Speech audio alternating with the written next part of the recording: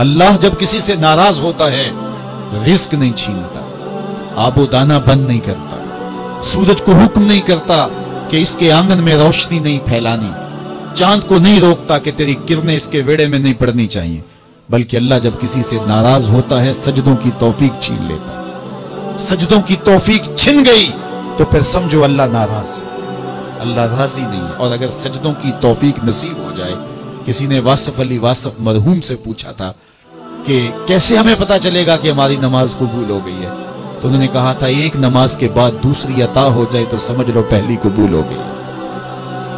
تو نمازوں کا نصیب ہونا یہ اللہ کی رضا اور اللہ کی خوشنودی کی دلیل ہے، اور سجدوں کی توفیق کا چھن جانا یہ اللہ کی ناراضگی کی دلیل ہے۔ میں اور آپ دیکھیں کہ ہم کہاں کھڑے۔ دیکھیے دولت تو کفار کو بھی ملتی ہے، اللہ دولت اسے بھی دیتا ہے جس سے راضی ہے، اسے بھی دیتا ہے جس سے نہیں راضی، لیکن سجدوں کی توفیق اسے ہی دیتا ہے جس پہ وہ راضی ہے۔ تو 5 گانا نماز شعار زندگی بنا لیجئے، نماز قضا نہ ہونے پائے۔ قیامت کے دن بے نمازی اس صف میں کھڑا ہوگا جس صف میں نمرود کھڑا ہوگا، جس صف میں حامان کھڑا ہوگا، قارون کھڑا ہوگا، شداد کھڑا ہوگا۔ مجھے بتائیے ہم میں سے کوئی یہ گوارا کرتا ہے ہم اس صف میں کھڑے کر دیے جائیں جہاں دشمنان خدا کھڑے ہوں؟ آج کوئی نماز پڑھے یا نہ پڑھے، حشر کے دن حکم ہوگا کہ اللہ کے حضور سجدہ کرو۔ ہر کوئی سجدہ کرنا چاہے گا، جو نہیں پڑھتا وہ بھی کرنا چاہے گا، لیکن بے نمازی کی کمر اکڑ جائے گی، وہ آرزو رکھنے کے باوجود سجدہ نہیں کر پائے گا۔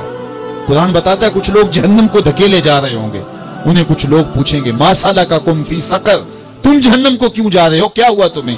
تو وہ جواب میں کیا کہیں گے؟ لم نک من المصلین، ہم نماز نہیں پڑھا کرتے تھے۔ سب سے پہلا حساب قیامت کے دن جو بندے سے لیا جائے گا وہ نماز کا لیا جائے گا۔ پہلا سوال بندے سے یہ ہوگا۔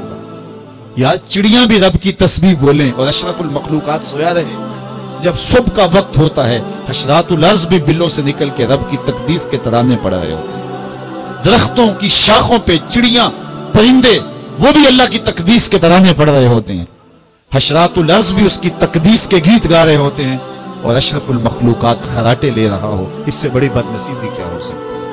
آئیے 5 گانا نماز شعار زندگی بنا لے۔ اس مجلس میں اگر کوئی بے نمازی ہے تو آج عزم مصمم کر کے یہاں سے لوٹے کہ آج کے بعد نماز نہیں چھوڑوں گا، اور اگر آپ 5 گانا نماز کی عادت رکھتے ہیں تو آپ کو مبارک ہو، لیکن یہ عزم کر کے جائیے اپنے گھروں میں، اپنے اعزاء و اقرباء اور اپنے دوستوں میں اس زور سے تلقین اور تاکید کریں گے نماز کی کہ وہ پکے نمازی بن جائیں گے۔ بندہ بندگی سے سجتا ہے، زندگی آمد برائے بندگی، زندگی بے بندگی شرمندگی۔ اگر زندگی میں بندگی نہیں تو زندگی کے پلے ہے کیا؟ علماء نے لکھا ہے کہ یہ سارے درخت حالت قیام میں ہیں، چوپائے حالت رکوع میں ہیں، مینڈک تشہد میں ہیں، اور حشرات الارض سجدے میں ہیں، اور انسان اشرف المخلوقات ہے۔ اس کی عبادت میں درختوں کا قیام بھی رکھا گیا، اور رکوع بھی رکھے گئے، اور سجدے بھی رکھے گئے، اور قعدے بھی رکھے گئے، اس لیے تاکہ اس کی عبادت تمام مخلوقات کی عبادات کی جامع بن جائے۔ لیکن اس کے باوجود اللہ کے حضور سجدہ ریز ہونا پسند نہ کرے تو بتائیے کیسے رحمتیں اس کے اوپر کریں گی؟ خوش نصیب تو وہ ہیں جو 5 گانا نماز ادا کرنے کے بعد تہجد بھی قضا نہیں ہونے دیتے، سجدوں سے اللہ کے حضور حاضری پیش کرتے ہیں۔ سب سے زیادہ بندہ اللہ کے اس وقت قریب ہوتا ہے جب سجدے میں سر رکھا ہوا ہوتا ہے۔ انسان کے اشرف اعضاء اس کے سر میں ہیں، بولنے کی قوت زبان سر میں، دیکھنے کی قوت آنکھیں سر میں، سونگنے کی قوت ناک سر میں، چکھنے کی قوت زبان سر میں، سننے کی قوت کان سر میں، سوچنے کی قوت دماغ سر میں، اور سر مالک کے در پہ۔ ناک بھی رگڑ رہا ہے، پیشانی بھی رگڑ رہا ہے، اور زبان سے کیا کہہ رہا ہے؟ سبحان ربی الاعلی، مالک مجھ سے نیچے کوئی نہیں، تیرے سے بالا کوئی نہیں۔ انسان کو بندگی کا ذوق جب نصیب ہو جاتا ہے، جب اس کے حضور بندہ جھکنے لگ جاتا ہے تو پھر وہ کسی کے آگے نہیں جھکتا۔ وہ ایک سجدہ جسے تو گراں سمجھتا ہے 1000 سجدے سے آدمی کو دیتا ہے نجات۔ ایک مومن کے لیے نماز تو سندیسہ ہے وصل محبوب کا، محبوب کی چوکھٹ میں حاضری کا ایک موقع ہے جو نماز کے ذریعے سے نصیب ہوتا ہے۔ تو اگر کوئی شخص نماز کو اپنے لیے بوجھ سمجھتا ہے تو پھر وہ محبوب کی ملاقات کی اہمیت کو ہی نہیں جانتا۔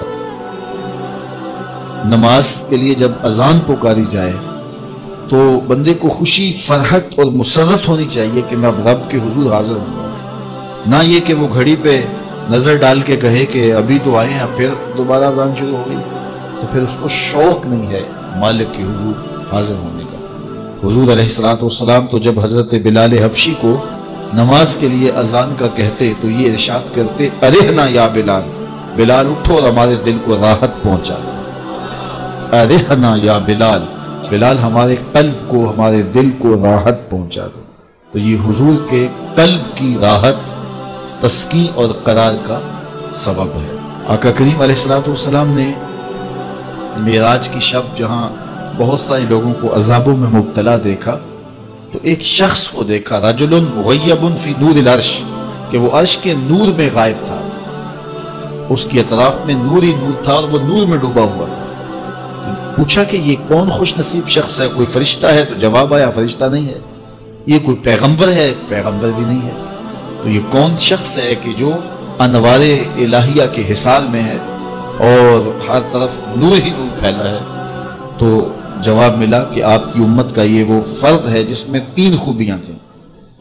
पहली खूबी तो ये कि इसकी जुबान अल्लाह के जिक्र से तर रहती थी, और दूसरी खूबी इसमें यह थी वक़ल्बुहु मुअल्लक़ुन बिल मसाजिद, और इसका दिल मस्जिदों के साथ लटका हुआ था, मस्जिदों के साथ दिल बस्तगी थी से।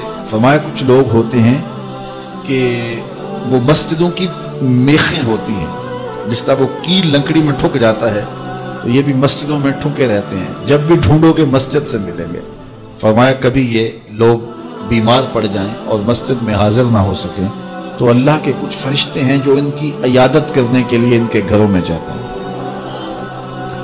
तो मस्जिदों की हाजिरी, मस्जिदों की तामीर में दिलचस्पी, मस्जिदों की आबादकारी के लिए कोशिश, मस्जिदों की सफाई सुथराई का एहतमाम व इल्तिज़ाम, मस्जिद की तामीरात के मराहल में दिन रात उनसे वाबस्ता रहना, ये खुश नसीब लोगों का मकसद। फरमाया कि अल्लाह के घर वही तामीर करते हैं जो अल्लाह और पिछले दिन पर ईमान लाते हैं। तो मस्जिदों की तामीर यकीनन अल्लाह जल्ला शानहू की खास रज़ा नसीब करती है। एक रिवायत में आता है, जिसने तितर के घोंसले के बराबर मस्जिद की तामीर की, फरमाया अल्लाह जन्नत में उसका महल बना रहा है, अल्लाह उसका महल तामीर करेगा, उसको महल अता करेगा। तो ये तामीर मस्जिद, ये खुश नसीब लोगों का मकसूद है। तो मस्जिदों की आबादी और मस्जिदों में वाबस्ता रहना और दिल बस्ता होना मसाजिद के साथ, ये खुश नसीब लोगों का मकसूद है। तो बदबख्त लोगों को ये सादत नसीब नहीं होती। अच्छा, तीसरी बात फरमाया कि जो इस शख्स की खूबी है, ये आज तक अपने वालिदे गिरामी और अपनी वालिदा माजिदा को गाली का सबब नहीं बना। यानी कभी इसने कोई ऐसा फेल नहीं किया कि लोगों ने कहा कि ये किस माँ बाप का बेटा है और लोगों ने इसके माँ बाप को बुरा कहा हो इसकी वजह से। तो ये 3 खूबियां इस शख्स के अंदर पाई जाती हैं, और आज ये अल्लाह के अर्श के नूर के साए में अपने आप को खड़ा हुआ पा रहा है। तो जिनके सर नमाज से बोझल रहे, मस्जिद की हाजिरी जिनके लिए शाख हो, और मस्जिद में आते ही निकलने के लिए कोई रास्ते ढूंढ रहे हों, तो उन्हें अपने अंदर उतरना चाहिए।